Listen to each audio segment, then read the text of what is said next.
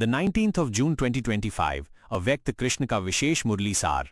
मम्मा अब देह में नहीं दिशा में है। मीठी मीठी प्यारी आत्माओं, यज्ञ मम्मा को भूला नहीं है, पर तुम उसे समझो भी। मम्मा साकार में रहकर भी देही थीं, अब वो देह से रहित होकर भी तुम्हारे भीतर चेतना के रूप में साकार है। जब कोई आत्मा मम्मा जैसे उच्चतम स्तर पर पहुंच जाती है, जहां मौन उसकी वाणी, निष्कामता उसका कर्म और निर्मलता ही उसका परिचय बन जाती है, तो वो आत्मा स्मृति की नहीं, चेतना की प्रत्यक्षता बन जाती है। उनका कोई पता नहीं रहा, क्योंकि अब वो दिशा बन चुकी है। आत्मा का पता शरीर होता है, न नाम रूप होता है। मम्मा तो नया जन्म लेकर भी इससे बहुत ऊपर है। तुम जिस आत्मा के भीतर ममता हो, त्याग हो, निष्काम सेवा हो, समझ लो मम्मा वही है। पुराना गीत बजा, ज्योति कलश छलके, हंसी रजनी झलके, चांदनी उजल के। लाडली आत्माओं, ये हद की मूवी का गीत है। इसकी जगह अंतर में स्वयं का इजाद किया हुआ लेकिन मर्ज पड़ा हुआ अमर गीत इमर्ज करो। मौन सुधा बरसे, अमृत सुरधन्या से शब्द बिना बोले, बिल्कुल वैसा ही तो मम्मा का आज का स्वरूप है। शब्द बिना बोले, मौन सुधा बरसाना। प्रिय आत्मन बच्चे, मम्मा कोई शरीर नहीं थी। मम्मा स्त्री शरीर में आत्मा की शक्ति थी। अब वो शक्ति किसी एक देह तक सीमित नहीं, बल्कि हर उस हृदय में जागृत हो रही है जो खुद को साक्षी बनाकर विश्व सेवा कर रही है।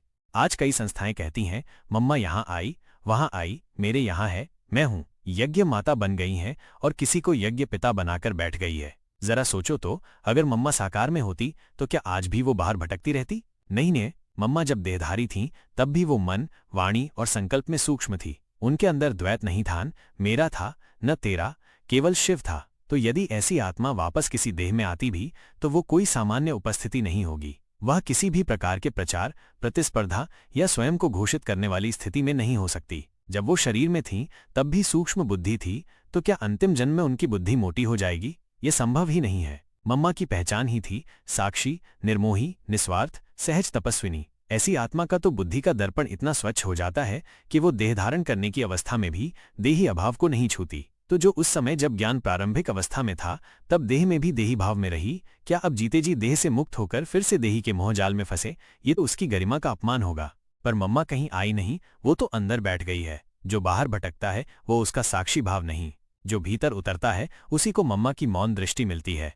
लाडले आत्मन बच्चे, ये समय मम्मा की पुरानी देह छवि नहीं, मम्मा की स्थिति को धारण करने का है। आप मम्मा की आत्मिक छवि को अपने में देखो। अब मम्मा किसी नाम, किसी संस्था, किसी आवाज में नहीं बोलेगी। अब वो बोलेगी तुम्हारे त्याग में, मौन में, निस्वार्थ सेवा में। अब वो साकार नहीं, सार बन चुकी हैं। वो नाम या शरीर से नहीं, प्रेरणा, शक्ति और संस्कारों के अदृश्य प्रवाह से काम कर रही हैं।